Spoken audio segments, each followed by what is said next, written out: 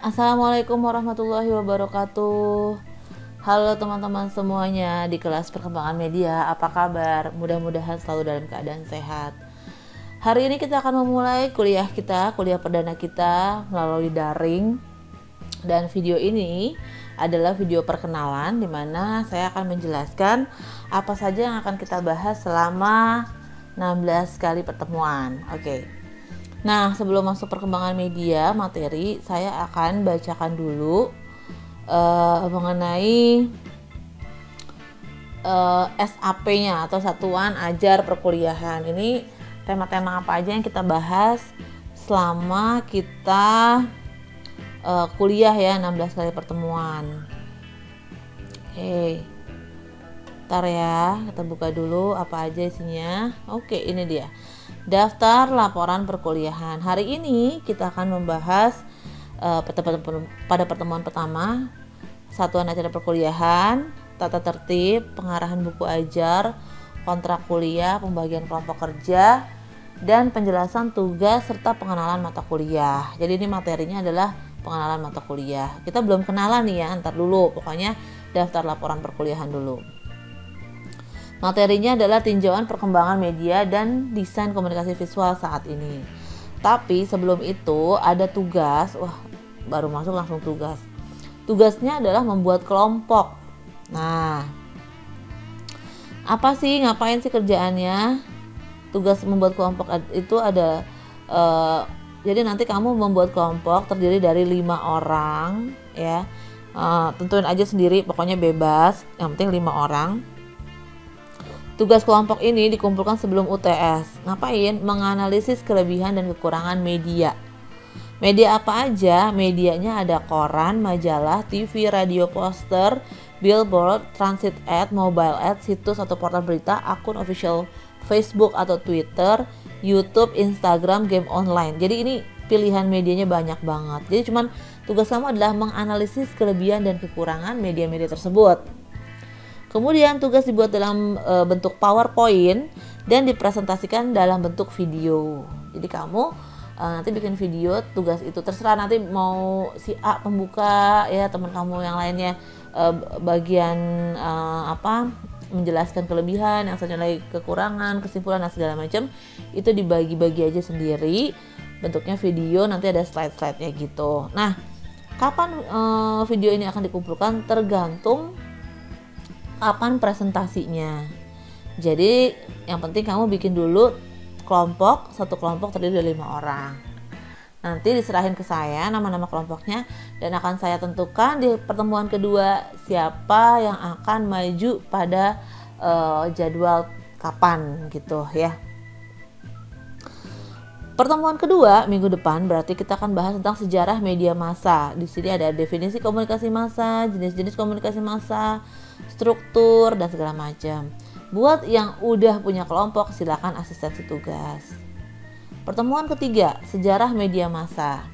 Masih lanjutan dari sejarah media massa di pertemuan kedua karena panjang ya ngomongin sejarah.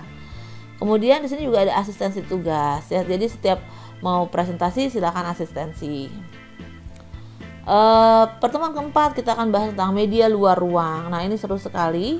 Jadi kalau bisa kamu tonton videonya, terus kalau udah ditonton jangan lupa kita diskusi apa masalahnya setelah kamu nonton itu. Pertemuan kelima adalah media cetak sebagai media tradisional. Pertemuan keenam, pada pertemuan keempat udah mulai mulai presentasi perkembangan MLR, media luar ruang. Jadi udah mulai presentasi media luar ruang.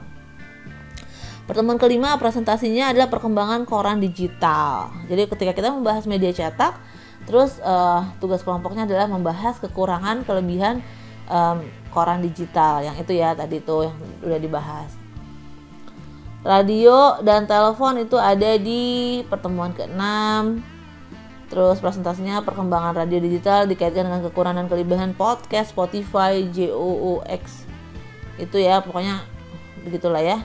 Pertemuan ke-7 televisi, pergeseran TV konvensional ke digital, kamu ceritain kelebihan dan kekurangannya.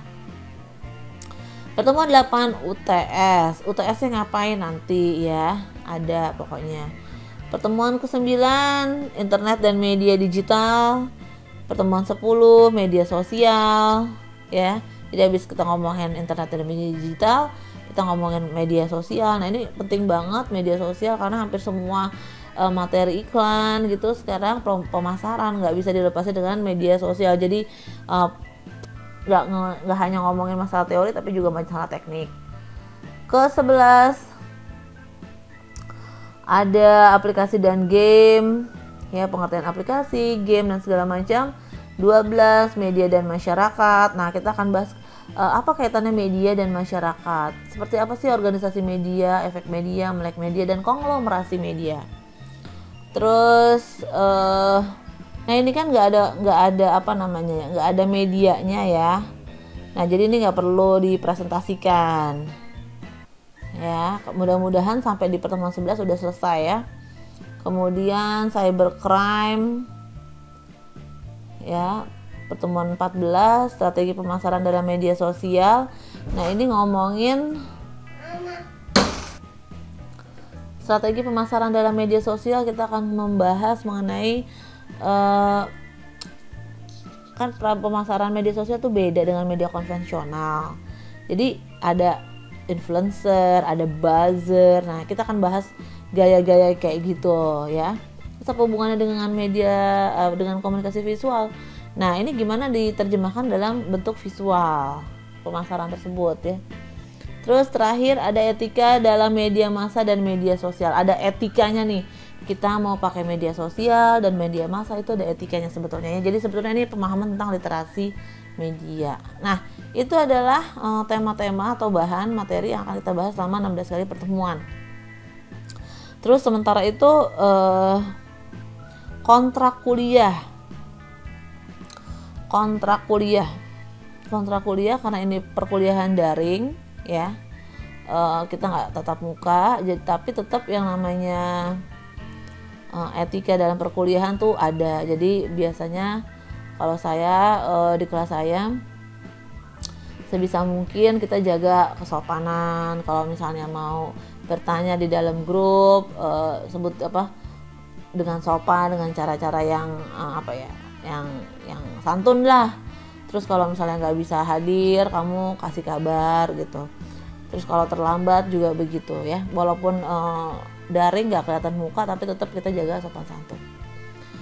Oke, kita masuk ke perkembangan media. Materi kita pengenalan. Sebelum masuk materi, kita kenalan dulu. Mungkin kita belum pernah ketemu ya, teman-teman. Saya kenalan dulu. Nama saya Nur Hablisya. Biasanya orang belibet kalau nyebut nama saya ya. Nur Hablisya, sering salah-salah gitu ya. Nah, dan saya biasa dipanggil Ibu Lisya. Saya S1-nya dulu di Unpad, jurusan jurnalistik, S2-nya di UI, konsentrasinya manajemen media. Sudah hampir dari 2009 ada di Unindra. Sebelumnya pekerjaan saya adalah di bidang media. Film udah pernah, majalah udah pernah, radio udah pernah, TV juga udah pernah.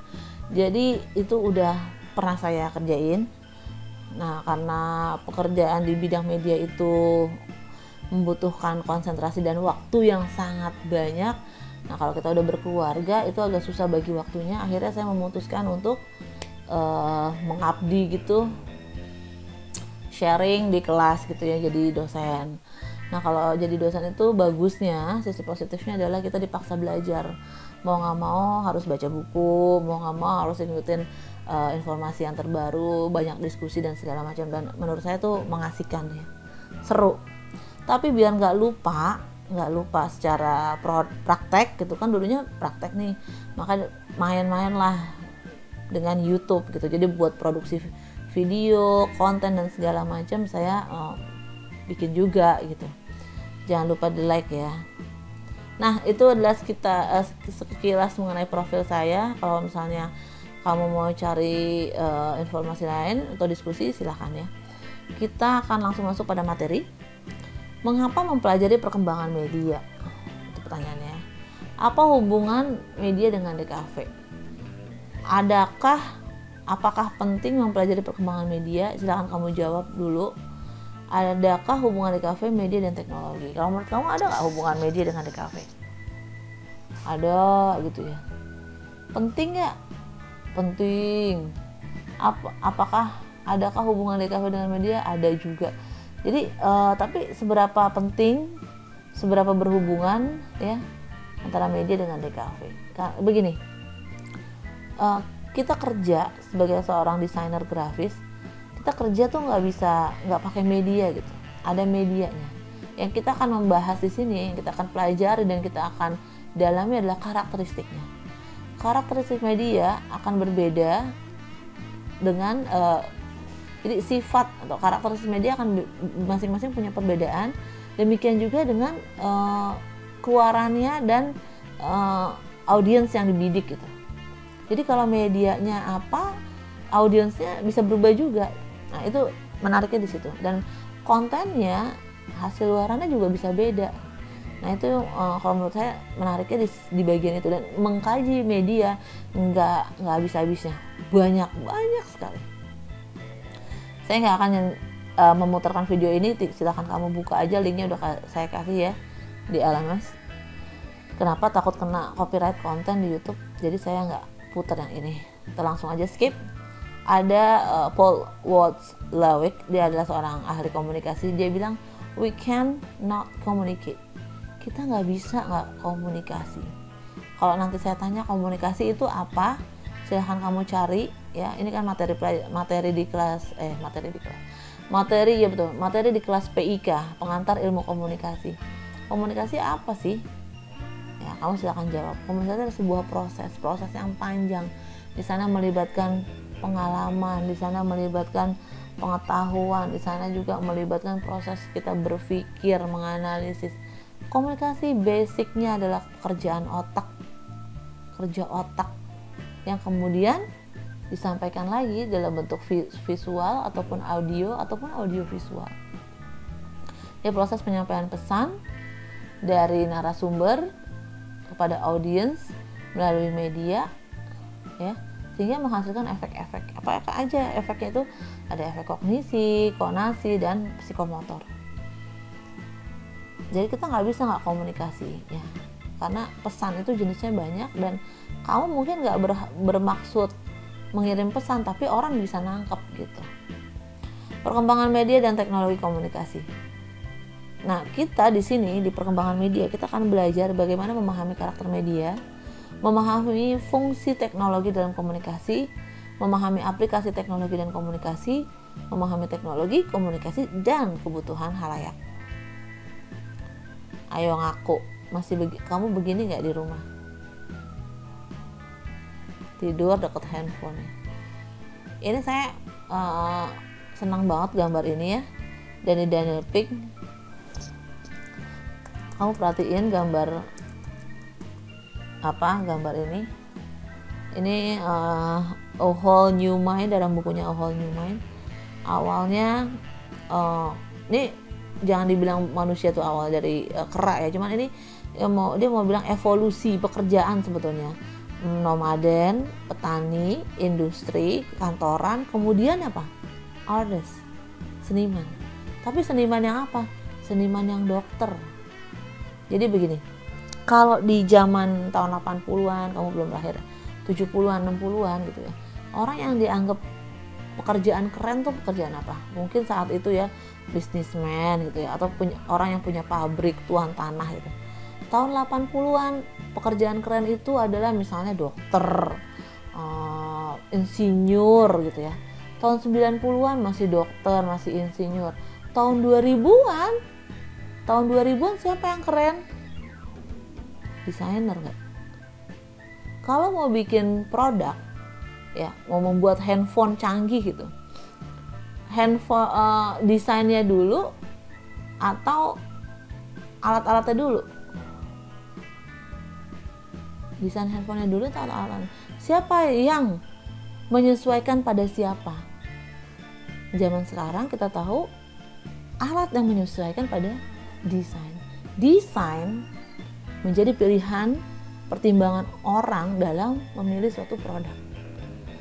Bener dong kata si Daniel Pink. Nanti di suatu saat ada pekerjaan yang paling dianggap keren, bukannya keren ya, ya orang akan berbondong-bondong ke situ ya. Karena apa? Seni, desain.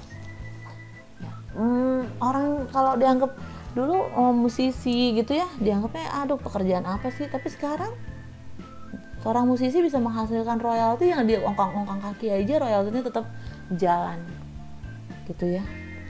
Lihat sekarang Sule, Andre ya, dia ngandelin apa? Ngandelin royalti, ngandelin kontennya, Rans Entertainment segala macam.